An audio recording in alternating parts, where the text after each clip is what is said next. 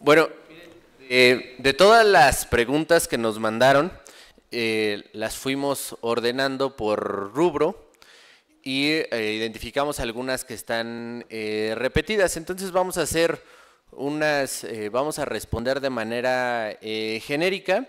De cualquier manera, algunas que no alcancemos a responder en este momento, aquí vienen sus cuentas de correo electrónico y les haremos llegar la respuesta correspondiente. Y bueno, vamos a empezar por el primer rubro que vimos de ingresos y gastos. Le voy a ceder la palabra a la contadora Guadalupe Álvarez y después abordaré las que me corresponden. Y así cada uno de los subdirectores por temas que vieron estarán atendiendo las inquietudes. Gracias. ¿Qué tal? Buenas tardes. Hola de nuevo. Bueno, de las preguntas que tengo yo aquí, vienen varias sobre redes sociales y la publicidad que se contrata y los banners, cómo se deben de registrar y cómo se deben de reportar. Entonces, las preguntas que se relacionan son, ¿se debe informar de las publicaciones en redes sociales personales que no sean contratadas? Y otra es si el candidato puede realizar directamente la contratación del servicio de redes sociales y puede producir su propio material. Bueno, aquí existen dos tipos de perfiles para tener así como la idea de la diferencia. El perfil personal de una persona, Juan Pérez, que tiene sus amigos, etcétera, y eso pues no puede contratar publicidad, pero existen lo que son las fanpage en Facebook, ¿no? El perfil en Twitter también tiene distintos, el perfil personal y el que puede contratar publicidad. Entonces, en caso de los perfiles en los que se puede contratar publicidad, sí se deben de reportar, se debe reportar no solo la pauta que se contrata, sino el diseño o la producción de la publicación, ya sea un video, ya sea un diseño gráfico, fotografías que impliquen producción. Los candidatos sí pueden contratar directamente para apoyar sus fanpage, sin embargo eso lo tienen que reportar. En ese caso se podría reportar como una aportación en especie del candidato a su propia campaña. Sin embargo, pues tienen que tener en cuenta que existen límites, ¿no?, para las aportaciones en especie al ser un ingreso de financiamiento privado. Entonces, bueno, eso ténganlo en cuenta. Si se hace a través de terceros, pues sí tenemos que tener toda esta relación desglosada de ambas contrataciones para que podamos tener, y sí somos conscientes que va a pasar, que los candidatos van a meterle publicidad o le van a meter dinero a lo mejor a sus propias fanpage y que es muy difícil para todos los responsables de finanzas tener el control de, pues ya vimos, ¿no?, que van a ser como más de 18,000 candidatos, ¿no?, tener este control en todos los partidos. Sin embargo, es importante que ustedes bajen esta información a los candidatos y que les soliciten que si ellos hacen algún tipo de contratación en las redes, que se los informen para que se pueda reportar de la forma debida en el informe de ingresos y egresos. También tenemos otra duda de cuál es el tratamiento contable en el ordinario de propiedades del partido, cómo se reconocen en la contabilidad de campaña. Y esta pregunta me imagino que iba un poco por lo que decíamos de la aportación en especie de la casa de campaña, o a lo mejor hay automóviles o cierto equipo que está registrado en el ordinario, pero entonces se hace la aportación a beneficio de una o varias campañas. Bueno, pues esto se registra en la contabilidad del candidato beneficiado como un ingreso de transferencia del CEN o del CEE contra el gasto que se está reconociendo. La casa de campaña, equipo de transporte, equipo de cómputo, lo que se esté utilizando para campaña. Otra duda que tenemos es que las aportaciones en efectivo o en especie son en UMAS o en salarios mínimos, son en UMAS. Esto viene en el reglamento, dice que todo lo que tenga especificado como salario mínimo ya se actualiza a unidades de medida actualizada. Que a quién se les debe de solicitar el permiso para hacer eventos en espacios públicos, esto es a los ayuntamientos o aquí en caso de la Ciudad de México a las delegaciones. Los banners digitales, si se debe solicitar el permiso al CEN o a la UTF, en realidad una persona puede contratar esta publicidad como lo habíamos comentado, pero pues sí que se los informen ustedes para que ustedes lo registren. Y las otras preguntas ya se repiten con lo que había contestado antes. Entonces ahora le paso al contador José. Bueno, muchas gracias. A ver, respecto de ingresos, ahí se engloban en términos generales en tres preguntas. Hay algunas que nos hacían referente al sistema, que qué pasaba cuando se recorre la temporalidad, por ejemplo, en el vencimiento del informe anual o cuando llegara a ver alguna situación con el sistema. Este apartado, nuestros compañeros de Programación Nacional en un momento más les explicarán cómo reportar alguna incidencia y desde luego esos tiempos pues no los estaremos considerando nosotros para efectos de la fiscalización. Los otros temas son vinculados con las cuentas bancarias, que a nombre de quién se aperturan las cuentas bancarias que se utilizan para el control de los recursos de los candidatos, de los partidos políticos y de las coaliciones. Bueno, en este caso, pues las cuentas bancarias que se utilizan para el control de los recursos de las campañas se aperturan a nombre del partido político. Ahorita tenemos dos figuras. Los candidatos que son postulados por partidos políticos en lo individual y los que son postulados por coaliciones. Los que son postulados por un partido en lo individual se aperturan a nombre del partido político. En el caso de los candidatos que son postulados por coaliciones, se aperturan a nombre del partido político administrador de la coalición. Aquí es a donde entran todos los recursos de las aportaciones y así como el financiamiento público, y de ahí se deben realizar los gastos. La otra iba vinculada con el tema que comentábamos del registro en cuentas de orden de aportaciones de bienes muebles, inmuebles. Señalaban que cómo se hace el registro contable. Bueno, en cuentas de orden solamente es para llevar el control de los bienes que se tienen en comodato, pero se tiene que hacer el registro contable en cuentas de ingresos y gastos. Es decir, lo que comentábamos, hay que registrar el monto que se dejó de pagar por el uso del bien que nos están aportando, por lo que se hace un registro contable con cargo a gastos y abono a la aportación que corresponda. El gasto es por el concepto que sea. Si nos están aportando playeras, pues sería registrar a la cuenta de playeras, y la parte del ingreso, si es una aportación de militantes o una aportación de simpatizantes. ¿Cómo se identifica el origen del recurso? Cuando es una transferencia que viene del recurso de operación ordinaria hacia la campaña. Bueno, del lado de la operación ordinaria ahorita no tenemos un segmento de negocios, pero sí del lado de la campaña, que cuelga de la cuenta de bancos. Cada que se hace una afectación contable a bancos, aparece un segmento de negocios que nos dice cuál es el origen de ese recurso, tanto para la entrada del recurso como para la salida del recurso. Ahí hay que seleccionar si viene de financiamiento público, de transferencias o de aportaciones, y ese es el espacio a donde se tiene que hacer el respectivo registro contable. Al final de la campaña se puede sacar, o durante el desarrollo de la campaña, se puede sacar un auxiliar del financiamiento público para ver cuánto se ha afectado en ese segmento de negocios al financiamiento público que ingresó. Bueno, es en términos generales las preguntas que teníamos referente a los ingresos. Le cedo la palabra al contador Juan Carlos Martínez. En relación a la coalición, ¿sí me escuchan? ¿No? Préstame tu micrófono.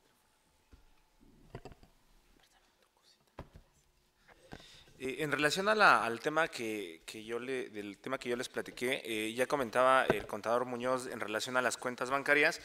Invariablemente las cuentas bancarias de la coalición se deben aperturar a nombre de la coalición y se debe aperturar una cuenta bancaria para la cuenta concentradora, para las cuentas concentradoras ya sean a nivel nacional o a nivel local, y una cuenta bancaria por cada uno de los candidatos coaligados.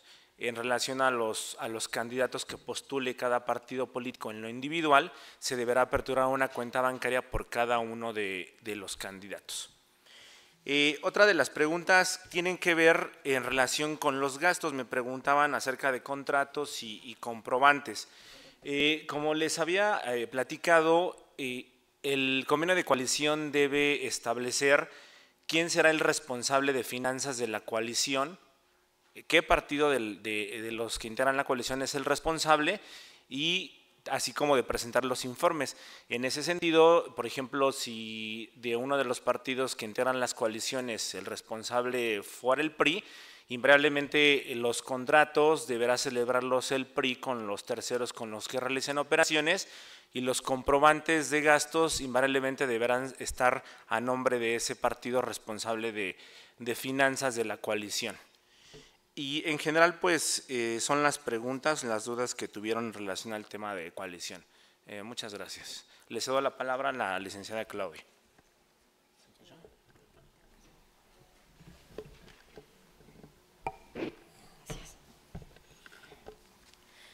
Bien, bueno, aquí hay una serie de dudas. La primera es que dice, solamente del 24 al 26 de junio, perdón, ¿se podrá provisionar los gastos que se pagarán a los representantes de casilla el día de la jornada electoral? Sí, solamente en ese periodo es cuando se podrá provisionar. La otra es, si el CID estará abierto hasta el 4 de julio para saldar la provisión de los gastos de la jornada electoral. También así es, hasta el 4 de julio estará abierto para que durante este lapso, a partir del día de la jornada electoral y hasta el 4, registren ya salden más bien la provisión de las cuentas que provisionaron. La otra pregunta es, ¿los servicios prestados por simpatizantes de forma gratuita para las campañas tampoco será considerado como gasto no reportado o solo aplica para la jornada electoral? Bueno, aplica en ambos casos de acuerdo al artículo 105 del Reglamento de Fiscalización, inciso D, y el 216 bis del Reglamento de Fiscalización. Otra pregunta es, ¿cuáles son los plazos para registrar, cancelar o modificar a los representantes de casilla? Y el acuerdo por el que se aprueba el modelo de operación. Bueno, a la fecha todavía no se ha aprobado el acuerdo por el que se aprueba el modelo de operación y en el cual se establecerán los plazos para registrar, cancelar o modificar a los representantes de casilla. Bien, esta es un poquito larga. Dice, para el pago de los representantes de casilla se hará como lo han denominado REPAPs. Favor de explicar cómo el ente, bueno, aquí como dice no lo entiendo bien, el ente pago o se deberá hacer como honorarios asimilados o salarios, o qué modalidad de pago se tomará. Esto porque se debe timbrar ante el SAT o el SFDI o el XML y retener el ISR del salario. Favor de precisar cómo se hará estos pagos o no se timbrarán. Bueno, todo lo que son el pago por los apoyos, todos estos pagos que se harán el día de la jornada electoral se comprobará a través del archivo electrónico en Excel, que deberá contener los datos generales del representante, el distrito electoral federal y el monto pagado. Este archivo será considerado como el comprobante del CRGC para efectos de comprobación de los gastos de estos representantes.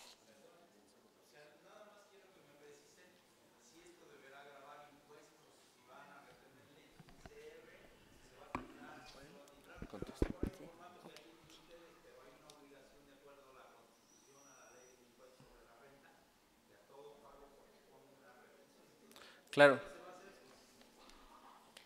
Mira, aquí el tema es, esta es una manera de comprobar a través para informarnos en los montos totales, pero no los exime de las obligaciones que tienen en materia fiscal. Si se pagaron honorarios asimilados, hay que tener sus comprobantes, hay que tener todo documentado. Si fue una nómina, hay que tener todos los recibos, todo timbrado, hay que cumplir con las normas fiscales. Este tema nada más es para efectos de informarnos de manera muy expedita el método con el cual se está pagando. No los exime de ninguna otra obligación. Para los reconocimientos por actividades políticas, el propio reglamento de fiscalización establece los supuestos en los que se pueden hacer estos tipos de pagos y los montos con los cuales se puede realizar el pago. ¿No?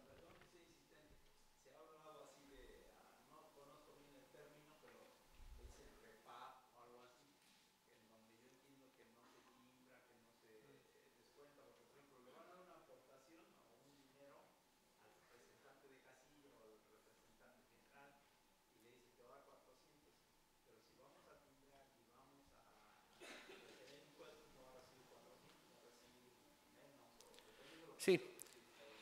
Mire, nosotros no les hacemos una recomendación de cómo paguen. Para nosotros lo importante es que cumplan con las disposiciones fiscales.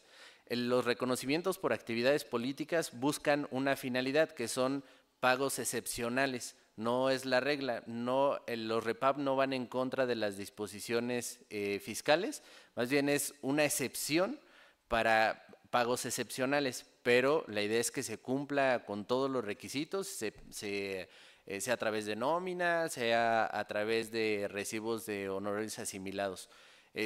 Pero lo que queremos es que nos digan la verdad, ¿no? ¿Cómo lo pagaron ustedes? Si ustedes pagaron por nómina, bueno, pues reportarnos esa nómina. Si hicieron honorarios asimilados, que nos reporten los honorarios asimilados. ¿Sí? Continuamos.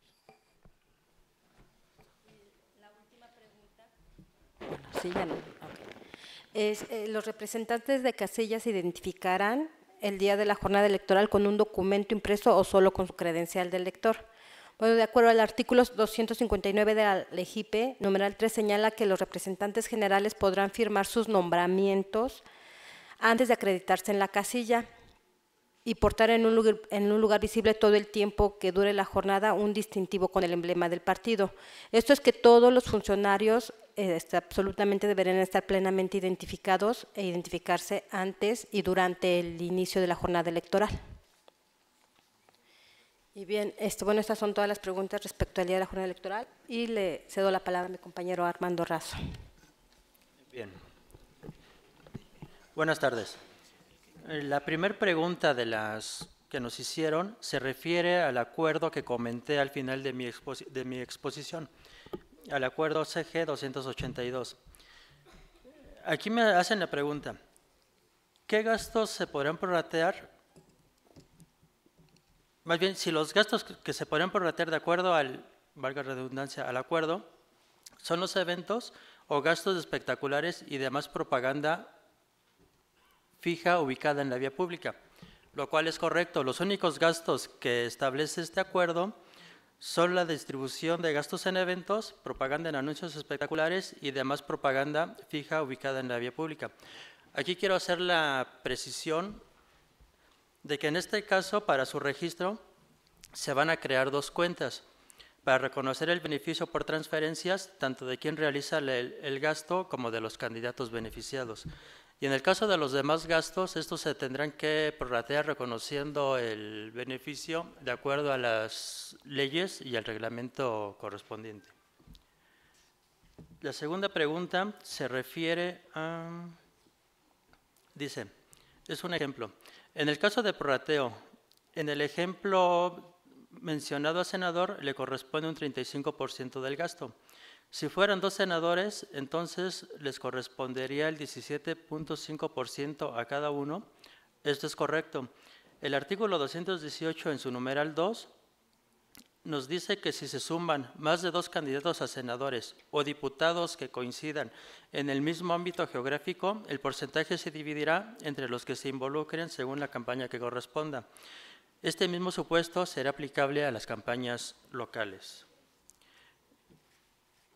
Y la tercera pregunta, bueno, son tres, dice, para prorratearse el gasto de un evento al que asistieron varios candidatos como invitados, pero que sí dieron mensaje o promoción al voto, donde un solo candidato pagó los gastos inherentes al evento, ¿cómo es el procedimiento de registro correcto? Ya que solo un candidato tiene los comprobantes pagados del evento. La respuesta es que el gasto deberá registrarse en la cuenta concentradora correspondiente, registrando en la contabilidad del candidato un egreso por transferencias y del lado de la concentradora un ingreso por transferencias, por el total. Posteriormente, al momento de realizar el prorrateo, se registra el egreso por transferencias del lado de la concentradora y el ingreso por transferencias del lado de los candidatos beneficiados. Esto último será aplicable, bueno, lo hace el cálculo dentro del Sistema Integral de Financiamiento. El ID de contabilidad que debe reflejarse en los comprobantes será el de los candidatos beneficiados en su totalidad. Y también me ponen un ejemplo. Si uno o varios candidatos no corresponden al ámbito geográfico de su elección, ¿tendrían que tener prorrateo del gasto?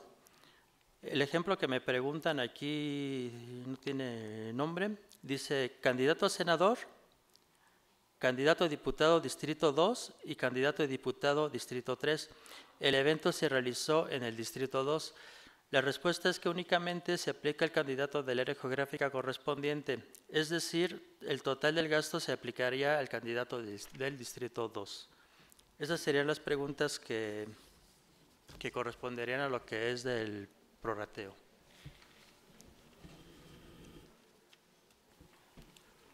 Ok, aquí respecto de la jornada electoral hay algunas preguntas que se hicieron que no precisamente corresponden a la unidad técnica de fiscalización. Sin embargo, bueno, tratamos ahí como de aclarar algunas cuestiones. Nada más les quiero hacer una precisión. El 14 de marzo de 2018, mediante acuerdo INSG 150, el Consejo General aprobó el acuerdo por el cual se aprueba el modelo para la operación del sistema para el registro de representantes de partidos políticos y candidatos independientes generales y ante mesas directivas de casilla para el proceso electoral 2017-2018, así como para los procesos extraordinarios que deriven del mismo. Nada más quería aquí hacer la precisión. Y cedo el uso de la voz al contador Abel Velasco. Sí, miren, me han llegado algunas preguntas respecto a lo que son las visitas de verificación. Me señalan que si uno o varios candidatos tienen la casa de campaña en el mismo comité y se localiza propaganda de uno de ellos y no de los demás, ¿se prorratea esta propaganda entre todos? Miren, en esos casos el beneficio solamente va a ser para el que tenga la imagen o el logotipo su imagen del candidato, porque no se le va a prorratear a todos los demás, porque ya la imagen es lo que nos da un indicio, bueno, ya nos da la eficacia de que ese prorrateo solamente es a ese candidato. Lo que sí se va a prorratear es la casa de campaña. Como sabemos que son 3 candidatos, pues el prorrateo va a ser para esos 3 candidatos, pero por el uso de la casa de campaña, no por la propaganda que se identifique que solamente corresponde a uno solo. Ahora, también tenemos una que nos preguntan,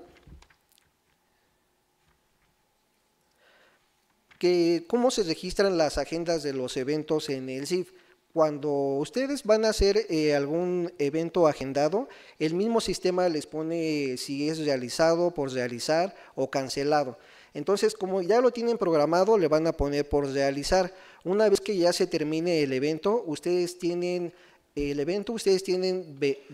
hasta 48 horas para señalar si el evento fue cancelado o fue realizado. Esa es la modificación que le deben de hacer en la agenda de eventos. Otra, señalan que en dado caso de que en un evento acudan por invitación varios candidatos del mismo partido en un evento que organizó el candidato presidencial, si se les van a prorratear los gastos correspondientes. En ese caso sí deben de considerar que una de las situaciones para hacer el prorrateo es la imagen del candidato o la presencia del candidato. Si el candidato va a una invitación pero está en el evento que organizó en dado caso el presidente, exactamente tuvo algún tipo de beneficio, porque hace su presencia, ya da indicios para que haya tenido algún beneficio para el voto que va a tener en la campaña. Entonces sí deben de considerar el prorrateo correspondiente a todos los candidatos que acudan a un evento. Otro dice que si en el caso de que sea un evento en donde acudan varios candidatos, se va a manifestar al verificador si la póliza de prorrateo. Digo, en este caso sí es complicado que ustedes determinen qué póliza se va a aplicar en el prorrateo en ese momento, pero si tienen la información igualmente lo pueden poner en las manifestaciones de compareciente para que sea más fácil la localización cómo se hizo ese prorrateo, pero en dado caso nosotros vamos a verificar en los gastos centralizados si exactamente se hizo esa distribución. Ahora aquí también señalan que si al inicio de campaña, que fue el 30 de abril, el 30 de marzo en caso de candidatos federales, si se les va a considerar lo que es la extemporaneidad. Como les comentaba, pues en ese caso los primeros 7 días de inicio de campaña existe un antecedente en el cual no se les va a hacer este tipo de observaciones. Si ustedes los reportan el mismo día o en días anteriores, pero en días posteriores si los reportan, ahí sí se les va a hacer sujetos a una observación, porque así lo establece un acuerdo que se generó en las campañas anteriores. Y en general, nos señalan de que si los verificadores deben de llevar la documentación que los acredite para hacer su visita de verificación. Como les señalaba, sí es un requisito de que lleven lo que es la orden de auditoría de parte firmada por los consejeros. Llevan esa orden de visita de verificación y en esa misma orden viene el nombre de todos los auditores monitoristas que están acreditados para hacer esa visita de verificación. Les enviamos un listado a los representantes de los partidos políticos, generalmente al Comité Ejecutivo Nacional, en donde se les indicó el nombre de cada uno de ellos. En esa relación viene el nombre de todos los auditores monitoristas que están acreditados para hacer las visitas de verificación y también se incluyó a personal de oficinas centrales que nos dedicamos a hacer este tipo de visitas. Continuamos con el siguiente. En cuestión al tema de monitoreo o de propaganda colocada en la vía pública, nos preguntan, ¿qué criterio o cómo evalúan los estados que estamos en intercampaña y ya están circulando utilitarios en vía pública por candidatos federales? Bueno, aquí de entrada nosotros en la conciliación sí checamos lo que es la temporalidad. Ahorita, por ejemplo, en las precampañas pasadas, obviamente ya para el cálculo de un posible gasto no reportado, teníamos que ir viendo qué estados tuvieron precampañas o tuvieron precandidatos para entonces afectar, en su caso, a los posibles precandidatos. Entonces, sí, de hecho ahorita, bueno, como nada más hay algunos estados que ya iniciaron intercampaña a nivel local, nosotros vamos considerando esa temporalidad para en dado caso hacer las observaciones correspondientes. Entonces, la otra pregunta, me comentan si realizan la conciliación de propaganda exhibida en calles y si es afirmativa la respuesta, ¿cómo realizan la citada conciliación? Es decir, indiquen el método o procedimiento de la unidad. Entonces, bueno, aquí como les explicaba, de todo la evidencia que se va recopilando, nosotros vamos haciendo la conciliación con todos los registros contables que ustedes van presentando en el sistema. Obviamente, lo reiteraba en la exposición, si no tenemos en el registro contable pues la evidencia documental completa como muestras fotográficas en las cuales podamos conciliar, pues ese testigo en el momento queda no conciliado. Pero ya una vez que ustedes entregan su informe y entregan toda su documentación, hacemos una nueva valoración y entonces ahí es donde ya, si lo encontramos el registro contable, pues ya no se los observamos a ustedes. Únicamente, volvió a lo mismo al comentario que hacía en la exposición, algunos partidos nos decían, es que en los informes semanales que presentaron o que presentaba el Consejo General, pues hay mucha evidencia, entonces todo eso me lo vas a observar. Le digo, no, porque finalmente hacemos un análisis preliminar hacemos una conciliación y lo que se les notifica es únicamente lo que no localizamos en la contabilidad. Y nos comentan si los sujetos obligados tienen acceso al CIMEI. No, los sujetos obligados no tienen acceso al CIMEI. Sin embargo, en el portal del INE se actualiza la información de lo que va recopilándose de forma mensual en los diferentes procedimientos, tanto de visitas como monitoreos. Entonces, por transparencia, nosotros tenemos que publicar esa información. Entonces, bueno, los sujetos obligados no tienen acceso al CIMEI. Otra pregunta. Nos dicen, en propaganda en la vía pública correspondiente a bardas, ¿también están prohibidas como aportaciones? No, la prohibición de una aportación es únicamente para los espectaculares. Lo que son las bardas sí puede haber aportaciones de sus simpatizantes y militantes. Entonces ahí no hay ese problema. Nos dicen, ¿los permisos de pinta de bardas deben traer adjunta la credencial para votar? El reglamento nos señala que en cuestión de los permisos debe de haber la credencial para votar o una identificación oficial vigente que permita la identificación de quien está aportando ese bien. Entonces, puede ser que no sea la credencial, pero sí una identificación que permita conocer quién es esta persona que está dando las bardas o está aportando las bardas o las mantas, está permitiendo esa pinta, ¿no? Había otra que nos comentaban. Dice, manta no mayor a 12 metros sobre estructura metálica, ¿qué trato tiene? Bueno, la manta mayor como tal, pues es un gasto que tienen que reportar. El reglamento hubo una modificación para este ejercicio. Anteriormente decían, todas las lonas menores a 12 metros, pues lo tenían que reportar como lona. Mayores a 12 metros se considera un espectacular, obviamente con las características que debe tener el anuncio espectacular. Tendríamos que ver cuál. Por ejemplo, en una lona espectacular puede ser, mayores a 12 metros, puede ser que no haya una hoja membretada del proveedor, pero a lo mejor sí tienen el permiso de colocación del inmueble donde la están colocando. Entonces, es ahí la diferencia. En cuestión de las lonas menores a 12 metros, pues se considera como lona. Obviamente si hay una estructura, ¿qué es lo muy común en las campañas electorales? Que las estructuras a lo mejor es en una casa y la estructura la hace ya sea o se les da dinero a la persona que está poniendo la lona para que haga como la pequeña estructura, a lo mejor gastos por el costo del material o del tubo, etcétera. Entonces, ese tipo de gastos, pues a lo mejor sí hay que reportarlos. Pero en cuestión de la manta, pues no hay mayor complejidad, pues es la factura. En este caso, si la nueva adecuación es que si son menores a 3 metros, ya no tienen que poner el permiso de colocación. Si son de 3 a 12 metros, ahí sí tiene que haber un permiso de colocación, ¿vale? Entonces, esa es una. Y bueno, nos hacían otra pregunta, la última. Nos decían de, cuando contratan a un proveedor que hace las lonas y otro proveedor es el que contrata los espacios en espectaculares, ¿quién tiene que poner el ID o el ID quién lo pone, o etcétera? El ID de anuncios espectaculares. Como les comentaba en la exposición, el ID se le asigna al dueño del espacio publicitario.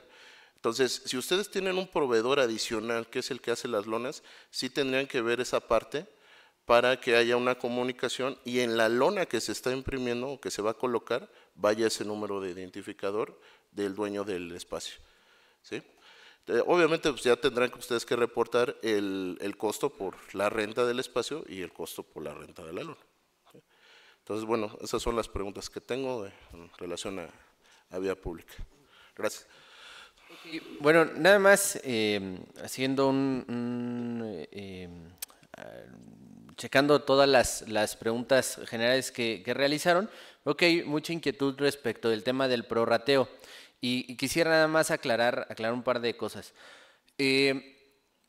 Respecto de los eventos, sí, respecto a los eventos, puede ser que a un evento asistan todos los candidatos, poniendo un ejemplo, todos los candidatos postulados por el partido político, lo que no implica que le generó beneficio a todos.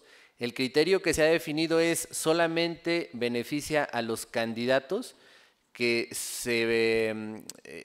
corresponden a la entidad y a la circunscripción más pequeña de donde se realizó el evento. Es decir, si un evento se realiza en Coyoacán, solamente beneficiaría al candidato a diputado local del distrito local que corresponde a donde se realizó el evento, al del Distrito Federal, a los senadores de la entidad, al jefe de gobierno o el gobernador, al presidente, diputados y senadores de ese lugar a donde se realizó el evento en particular. Lo mismo ocurre con los espectaculares y en términos generales con la propaganda. No importa que al evento asistan más personas, más candidatos, a esos no les generaría un beneficio, solamente a los que corresponden a la entidad. Hay una prohibición en el reglamento de fiscalización a donde nos establece que no se permite compartir gastos entre candidatos postulados por una coalición y candidatos postulados en lo individual por un partido político. El Consejo General del INE aprobó el Acuerdo 282/2018, a donde hace una excepción solamente para eventos y para gastos de propaganda fija colocada en la vía pública, solamente para esos supuestos, a donde nos dice que sí pueden haber gastos compartidos entre un candidato, entre gastos compartidos entre candidatos postulados por un partido en lo individual y por un partido y por una coalición. Aquí es importante nada hacer esta cuestión. Es la única excepción y si se llega a dar el caso, se van a habilitar cuentas contables en particular para poder registrar el ingreso por transferencia y el egreso por transferencia. Pero hay reglas específicas. Una es que el prorrateo o el gasto el prorrateo se debe realizar desde la cuenta concentradora.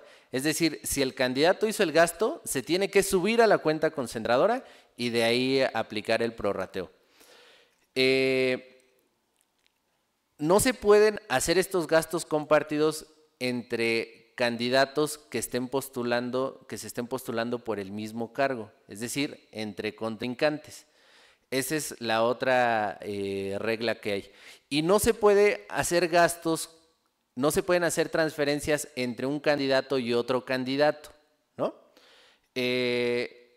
Nada más quería aclarar esta situación porque vi que hubo varias preguntas respecto de este tema. Bueno, hay otras particularidades que vienen en este acuerdo 282 y bueno, cualquier inquietud adicional, con todo gusto lo podemos atender en la unidad técnica de fiscalización. Sobre los gastos de intercampaña que mencionaban, si hay una intercampaña en el ámbito local y ya está corriendo la campaña federal, para que el gasto que esté de la intercampaña ordinario de los partidos no se considere como genérico que afecte la campaña federal, se tiene que identificar el estado del Comité Ejecutivo Estatal. Por ejemplo, el partido X de Oaxaca, ¿no? Y ya con eso, si se identifica eso en la propaganda genérica, ya no será considerado como propaganda genérica prorrateable para la campaña federal. Era nada más una aclaración, también según el 282.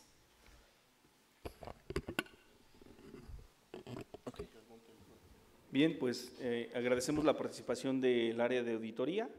Esperamos que todas sus preguntas hayan sido resueltas. En las entidades, igualmente, si no fueron resueltas todas sus preguntas, les haremos llegar vía correo las respuestas a las mismas. Y bien, pues a partir de este momento tomaremos una hora para degustar los alimentos que el Instituto Nacional Electoral, a partir de la Unidad Técnica de Fiscalización, tiene preparados para ustedes. Y bueno, pues en las entidades un receso de 1 hora para que también tomen alimentos. Buen provecho.